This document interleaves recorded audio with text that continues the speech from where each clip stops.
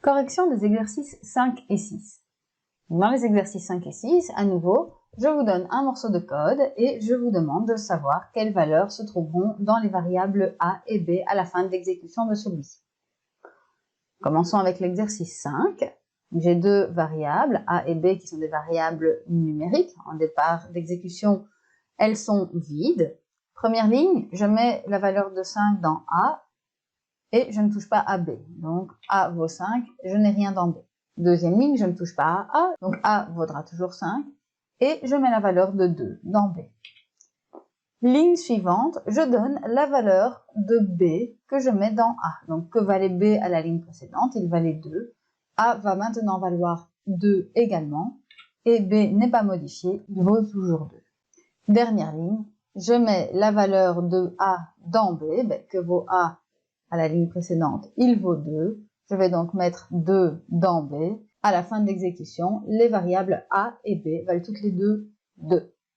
Pour l'exercice 6, le départ est similaire. Je mets la valeur de 5 dans a et je n'ai rien dans b à la première ligne. Deuxième ligne, a n'est pas modifié, vaut toujours 5 et j'affecte la valeur de 2 à b. Ici, à la troisième ligne, ça change. Cette fois-ci, c'est a que je mets dans b. Donc, je prends la valeur de a qui vaut 5, je la mets dans b. Donc, a vaut 5 et b vaut 5. Dernière ligne, je mets la valeur de b dans a. Donc, que valait b? 5. Je le mets dans a vaut 5 et b vaut 5 également à la dernière ligne.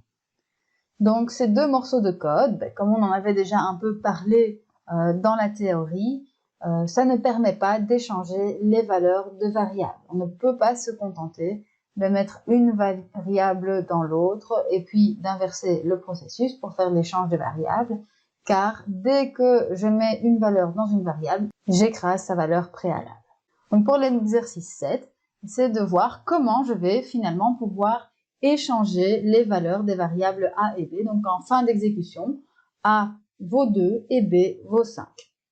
Donc le départ vous est donné. Je ne vais pas pouvoir écraser une valeur, ni a ni b, sous peine de la perte.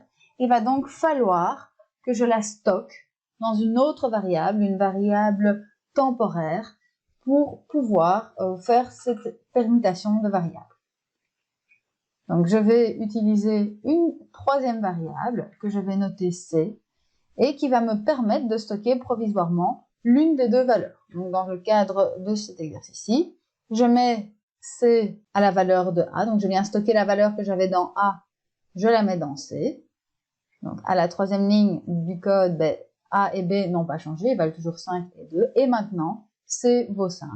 À ce stade, la valeur que j'avais dans a été stockée, je peux donc venir écraser la variable a par la valeur que j'ai dans b. Donc je viens mettre b dans a, donc b et a valent tous les deux 2. La valeur initiale de a, elle, reste stockée dans ma variable c qui vaut toujours 5. Dernier point de cet algorithme, je vais utiliser la variable provisoire, donc la valeur que j'avais temporairement stockée dans c, pour venir écraser la variable b, donc je mets c dans b. Ce que j'obtiens, j'ai pu permuter les valeurs de a et de b, donc maintenant a vaut 2 et b vaut 5.